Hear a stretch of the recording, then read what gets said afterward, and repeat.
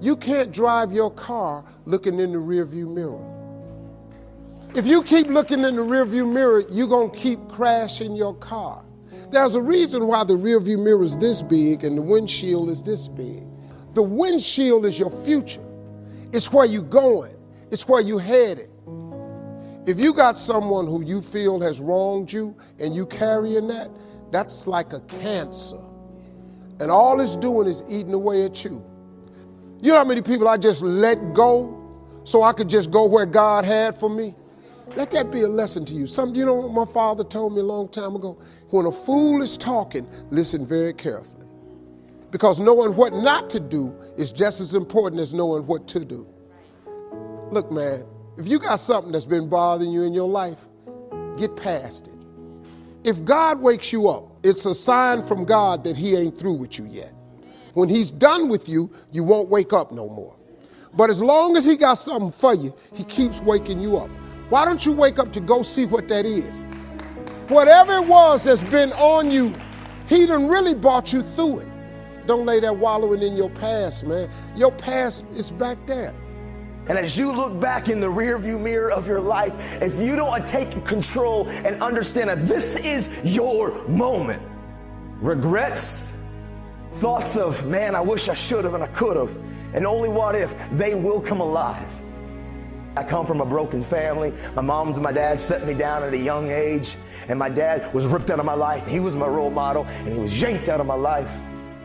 23 years old, sentenced to 15 years in prison. And it would have been real easy for me to say, you know what, I give up. I come from a broken family, suicidal thoughts, self-harm. I've been homeless. I found myself sleeping on the streets. I battled drug addictions, you name it. If there was anybody that could have said, you know what, my past is bigger than my future, I give up, it would have been me. But I remember something that my father taught me when I was that kid.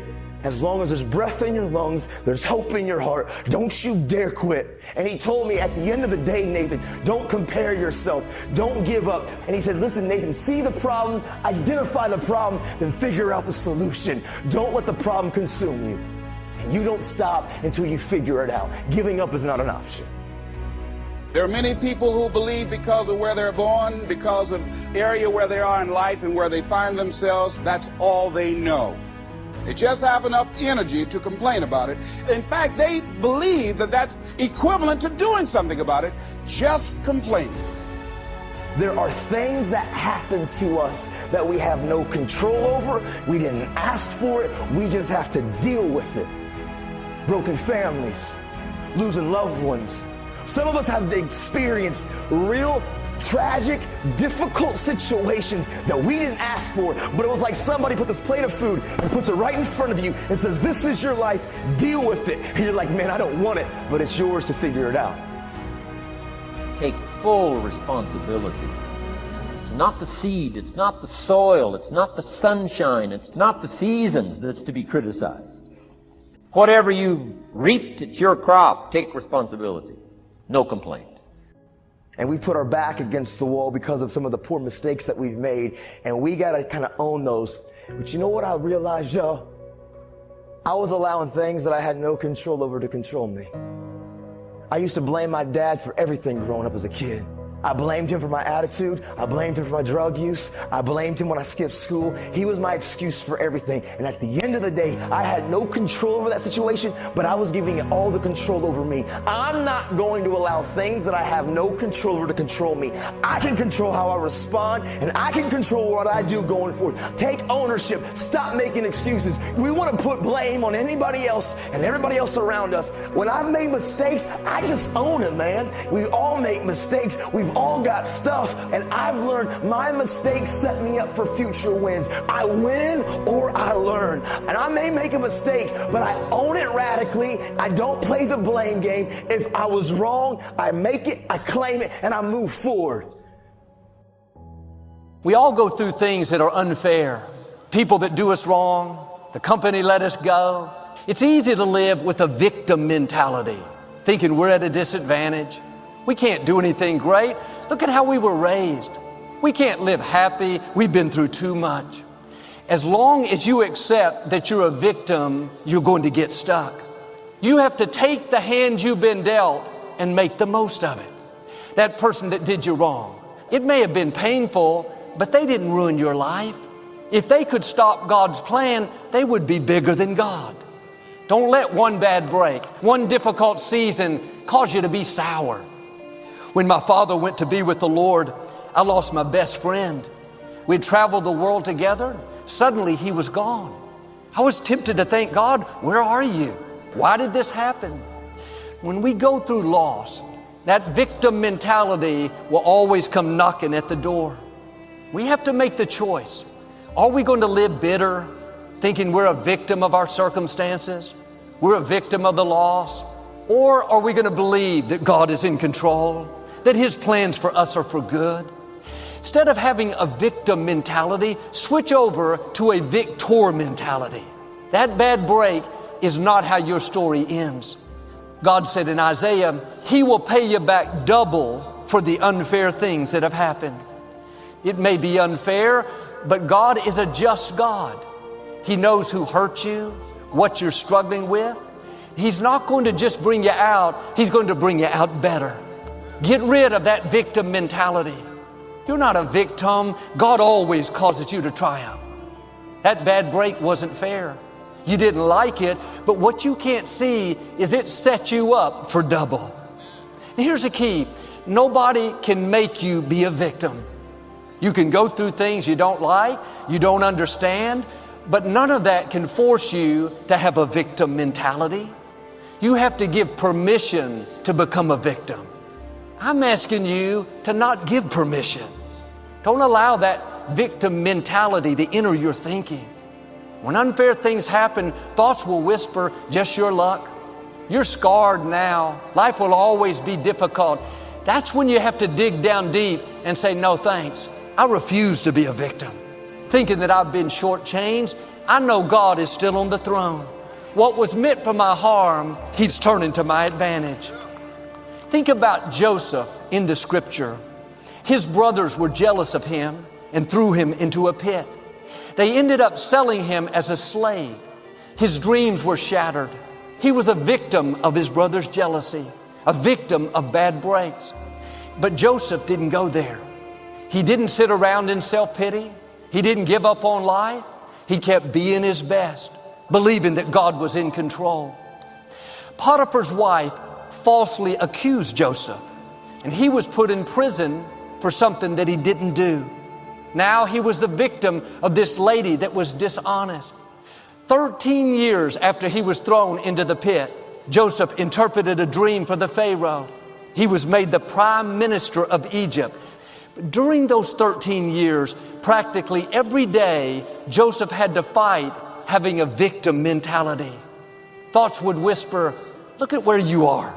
Your own family turned on you. This lady lied about you. Joseph's attitude was, I refuse to be a victim. I'm not a victim of my brother's jealousy, not a victim of this lady that lied about me. They did me wrong, but God said He would make it up to me. They tried to push me down, but I know God will lift me up. All the betrayals, the rejection was a part of God's plan. If Joseph had seen himself as a victim, he would have missed his destiny. And this didn't happen automatically. He refused to be a victim. He refused to let his mind rehearse all the negative things. He didn't give permission to a victim mentality. I wonder where you will be in 5 years if you will just keep refusing to be a victim.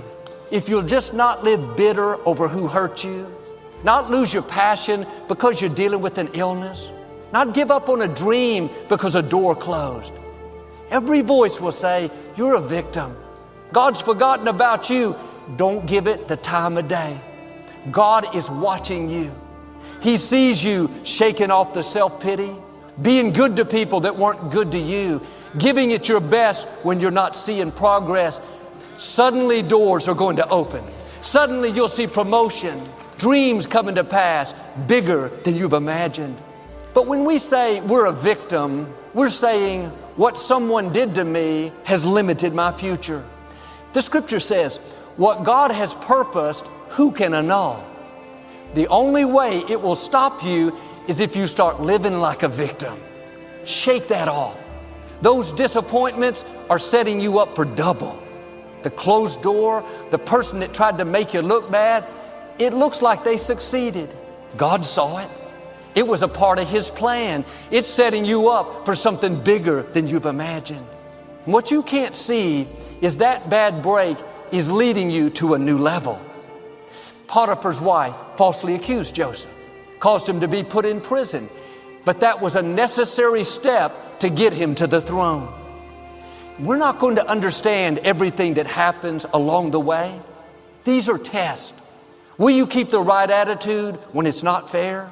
Refuse to be a victim. Don't play that role. It may have been meant for your harm, but at some point, like with Joseph, God is going to turn it to your advantage. I met a young couple from New Orleans. They had just bought their first house there. The man had a good job. They had a little baby on the way. Life was good. Then the storm Katrina hit. They lost not only their home, but all their possessions, their car. His company closed down. They moved to Houston with just the clothes on their back.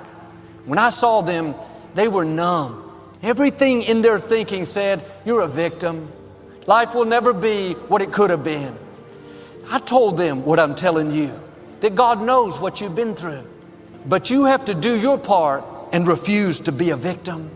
In self-pity, thinking you've seen your best days. Several years later, I met them after service. They had just moved in to their new house that they had built here. The man has a better job. They don't just have one child, they have 2 children. That's what happens when you refuse to be a victim. When you say no thanks to bitterness, no thanks to living defeated, God will take what was meant for harm and turn it to your advantage. Some of you have come from generations of abuse, things that were not fair. That victim mentality can be passed from generation to generation.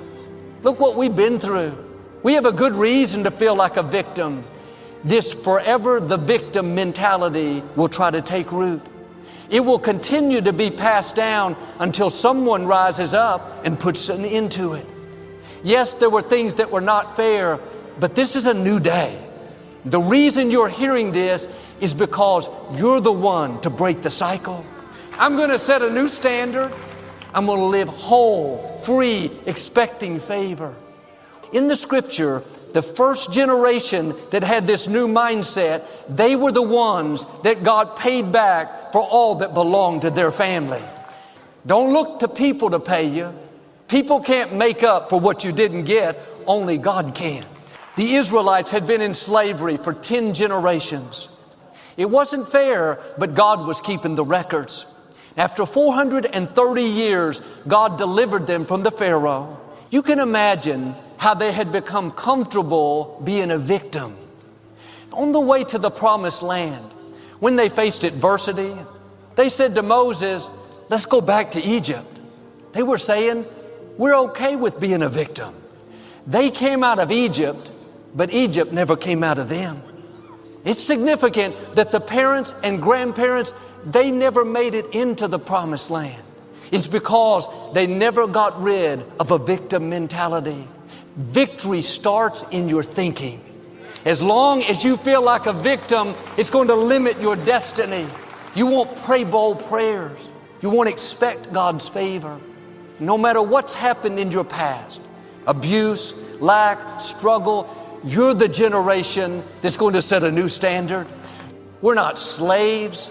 We're not victims. We are children of the Most High God. No more forever the victim. No more, my family has always struggled. It's just who we are. God is doing a new thing. Now do your part. See yourself differently. Have a new perspective. You're not a victim of your past. You are a victor. God is about to release freedom, favor like you've never seen. You've been raised up for such a time as this to take your family to a new level. I heard about this father. He was an alcoholic. He had small twin boys. He was angry and mean, cursed them out. These boys grew up and left home as soon as they could. One son became an alcoholic, never did anything productive. Someone asked him why he drank so much. He said, because my father was an alcoholic. The other son became very successful, talented, disciplined, respectful. His colleagues noticed that he never touched alcohol. They asked him why he didn't drink. He said, because my father was an alcoholic. He refused to be a victim any longer. Which son are you? Are you going to continue being a victim, or are you going to refuse to be a victim? You can't be a victim and go into your promised land. Always some reason to not move forward. I wasn't raised right. I came down with this illness. I lost a loved one. I know it's not easy, but you can't move forward if you're playing the victim role. You have to turn it over to God and live out of a place of wholeness, victory. Starts in your thinking. I wasn't raised in a healthy environment, but that's in the past. It didn't stop my destiny. Lost a family member. My company let me go. It was difficult, but I'm not bitter. I know God is going to cause all things to work out for my good. I refuse to be the victim. I refuse to let this limit my passion, cause me to give up on my dreams. That's what allows God to pay you back for the wrongs, to give you double for the unfair things. This is a choice that we have to make all through life. Are you going to live bitter, in self-pity? Or are you going to say, this wasn't fair, but God, I know you're still on the throne. Don't get stuck in the desert like the Israelites because you have a victim mentality. Be like their children. See yourself a different way so you can go into your promised land. No more forever the victim. Try a different approach, forever the victor. Break that cycle. Where will you be in 5 years if you'll start refusing to be the victim? Every unfair thing that's happened to you has set you up for double. Now do your part, play the right role, be the victor.